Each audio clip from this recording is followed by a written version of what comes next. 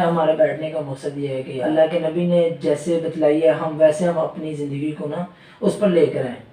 تو آج کل جیسے ہم نے اپنا ایک ہمارے بھائی ہیں یوتھ کلب والے, جی جی بالکل, ان کو بڑا ان سے انسپائر ہوں. تو وہ انہوں کی لائف دیکھ کر نا مجھے بڑا وہ جو ہے نا موٹیویشن ملتی ہے کہ کیسے انہوں نے جو ہے نا ایک دم لائف چینج کی ہے. اور وہ اکثر یہ بات بتاتے ہیں کہ نا آپ جس مقصد کے لیے قرآن پاک کو کھولتے ہیں نا, جس مقصد کے لیے, تو وہ اللہ کی شان ایسی ہے کہ آپ کو اسی مقصد کا جو ہے نا حل فوراً نظر آ جاتا ہے. بے شک بے شک. یہ اکثر ایسے ہوا ہے علی, آپ نے بھی اس چیز کو بڑا آبزرو کیا ہوگا, میں نے تو بڑا اس چیز کو کی ہے کہ کئی دفعہ ایسے ہوتا ہے کہ میں جمعے کی نماز پڑھنے جاؤں نا تو میں بڑا اپسیٹ ہوں یا کسی چیز سے بڑا پریشان ہوں یا کوئی ایسی میرے ساتھ پریشانی جڑی ہوتی ہے جس کو نا میں بڑا سوچ رہا ہوتا ہوں کہ اس کا کیا حل ہوگا. اگر میں کسی اپنی فیملی کو بتاتا ہوں تو وہ فیملی والے جو ہے, دنیا والے جو بھی میرے ساتھ جتنے لوگ جڑے ہیں, وہ اس کا حل جو ہے نا وہ دوسرے طریقے سے بتا رہے ہوتے ہیں, لیکن اس کا پراپر وہ حل نہیں نکل رہا ہوتا. اب یقین کرو کہ میں ادھر سے پریشان ہوتا ہوں اور میں سوچ رہا ہوتا ہوں یہ اللہ پاک یہ کیسے ہوگا, کیا کرنا چاہیے. میں جمعے کا بیان سن رہا ہوتا ہوں تو اللہ تعالیٰ نا آٹومیٹیکلی, اب وہ مولانا کو تو نہیں نا پتا کہ جو مسجد کا بیان کر رہے ہیں کہ وہ میرے لیے بیان دینے کے لیے آئے, یا ان کو پتا ہے کہ جی میں نے یہ بندہ کیا میرے لیے سوچ لے کر ہے. میں جب ان کے پاس جاتا ہوں بیان سننے کے لیے, میں اپنا مقصد لے کر جاتا ہوں.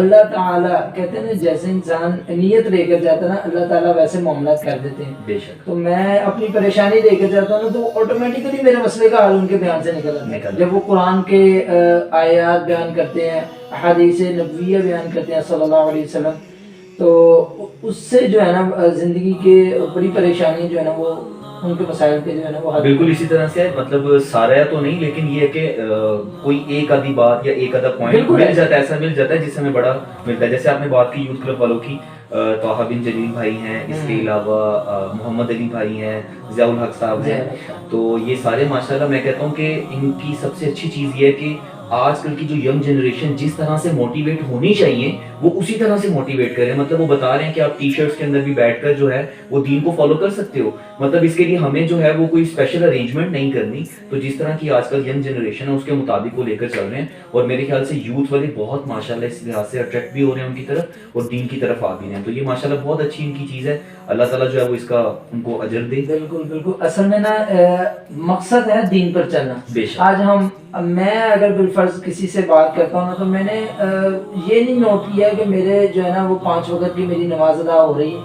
اگر میں یہ چیز نوٹ کرنا شروع کر دوں گا نا کہ میں نے 5 وقت کی نماز, اللہ تعالیٰ کے 5 حکم, وہ میں ایک جگہ سن رہا تھا, بڑی پیاری بات انہوں نے کی. انہوں نے کہا کہ اللہ تعالیٰ نے نماز کو قرآن پاک میں کتنی دفعہ حکم دیا ہے, کمی بیشی اللہ معاف کرے, کچھ 700 سے زیادہ. اتنا علم نہیں ہے دین کے بارے میں, لیکن وہ بات آپ کو بتا رہے ہیں کہ اللہ تعالیٰ نے اتنی دفعہ حکم کیا نماز کا.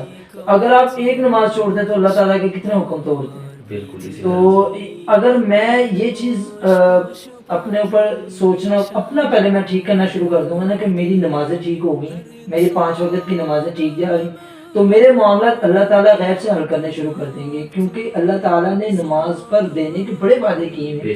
قرآن پاک میں صاف صاف اللہ تعالیٰ نے نا بڑی دفعہ بڑی جگہوں پر اللہ تعالیٰ نے بیان فرمایا ہے کہ یا ایھا الذین آمنوا استعینوا بالصبر والصلاۃ, اے ایمان والو مجھ سے مدد مانگو بذریعے نماز کے اور صبر کے, اور ان اللہ مع الصابرین, بے شک اللہ صبر کرنے والوں کا ساتھ ہے. پھر ایک جگہ اللہ تعالیٰ نے ارشاد فرمایا, بعض لوگ ایسے اعتراض کرتے ہیں, بعض لوگوں میں سے میں بھی انہی لوگوں میں, ہم کون سا وہ اللہ معاف کرے, ایسی اسی دنیا میں رہتے ہیں گناہ گاروں کی طرح جو ہے نا وہ زندگی گزر رہی ہے. بس اللہ تعالیٰ سے دعا ہے اللہ تعالیٰ ہماری زندگی کو بہتر بنا دے. ہم کوشش میں لگے ہوئے ہیں کہ اللہ تعالیٰ کی رضا والی زندگی گزاریں. تو بات کرنے جو میں لگا تھا وہ یہ تھی کہ ہم لوگ بعض دفعہ گناہ کر رہے ہوتے ہیں نا, تو نماز پڑھنے کے لیے جب ہم جانے لگتے ہیں تو ہم کہتے ہیں کہ یار میں تو یہ گناہ کر رہا ہوں, میری نماز کیسے قبول ہوگی. میں تو یہ گناہ کر رہا ہوں, میری نماز کیسے قبول ہوگی. میں یہ گناہ کر رہا ہوں, میری نماز کیسے قبول ہوگی.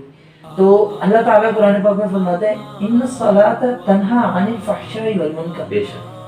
آپ سٹیپ دیکھیے اللہ تعالیٰ کا, اللہ تعالیٰ نے کتنے پیارے انداز سے جو ہے نا انسان کی تربیت دی ہے کہ انسان اگر وہ مایوس ہو کر بیٹھا ہو نا کہ اگر میں نے یہ گناہ کر دیا میں کیسے اللہ تعالیٰ کو منہ دکھاؤں گا. اللہ تعالیٰ کہتے ہیں کہ بے شک نماز فحاشی اور برے کاموں سے روک دیتی ہے. اللہ تعالیٰ نے یہ نہیں کہا پہلے فحاشی اور برے کام روکو پھر اس کے بعد جو ہے نماز کے لیے نماز آنا. start کرو. نہیں, اللہ تعالیٰ نے کہا نماز کی طرف آپ رہیں گے نا تو آٹومیٹیکلی آپ کے گناہوں میں جو ہے نا وہ جیسے آپ کافی نے نماز کی بات کی, اس کے بارے میں تو یہ کہوں گا کہ یہ تو ایک بیسک چیز ہے جو کہ ہمیں پورا کرنا ہی کرنا ہے. اور آپ ایسا نہیں کہہ سکتے. اور ابھی اگر ہم اپنی ڈیلی روٹین دیکھیں تو اس میں میرے خیال سے رمضان کے روزے جو ہیں وہ سال میں آپ نے ایک منتھ بعد 1 مہینے کے لیے رمضان کے روزے ہوتے ہیں. اور اللہ پاک اگر استطاعت دے آپ جو ہے وہ زکوٰۃ بھی دیں, عمرہ حج وغیرہ بھی کریں, تو یہ چیزیں لانگ ٹرم کے لیے آ جاتی ہیں. لیکن جو ڈیلی روٹین میں ہم نے جو کام کرنا ہے وہ نماز جو ہے وہ تو ادا کرنی ہے. اور اس کے بغیر جو ہے وہ یہ کہہ لیں کہ ہماری لائف جو ہے نا وہ ایک بے مقصد لائف ہے. اور جب ہم نماز کو ادا کرتے ہیں تو ایک جو دل کا سکون ہے, کیونکہ اللہ تعالیٰ جو ہے آپ کا اللہ تعالیٰ سے بڑا اسٹرانگ کنیکشن رہتا ہے. اور دوسرا جیسے آپ نے بات کی ابھی ان الصلاۃ تنہیٰ عن الفحشاء والمنکر, کہ بے شک نماز بے حیائی اور بری باتوں سے روکتی ہے. تو اس میں یہی ہوتا ہے کہ آپ نے اگر ایک نماز ادا کی ہے تو اس کا اثر اگلی نماز تک رہتا ہے. تو کیا ہوتا ہے ہم اس ڈیوریشن کے اندر گناہوں سے بچ جاتے ہیں کہ ہم نے اس ڈیوریشن کے اندر گناہ نہیں کرنا, کیونکہ مجھے اب پھر نماز پڑھنا ہے. اور اس کے لیے میں دوبارہ اگر یہ گناہ کی طرف جاؤں گا تو میں کس منہ سے اللہ تعالیٰ کے آگے حاضر رہوں گا. اور میں نے یہ بھی چیز دیکھی ہے کہ اگر ہم گناہوں سے نہیں بچتے نا تو اللہ تعالیٰ نماز کی توفیق بھی چھین لیتا ہے بے شک.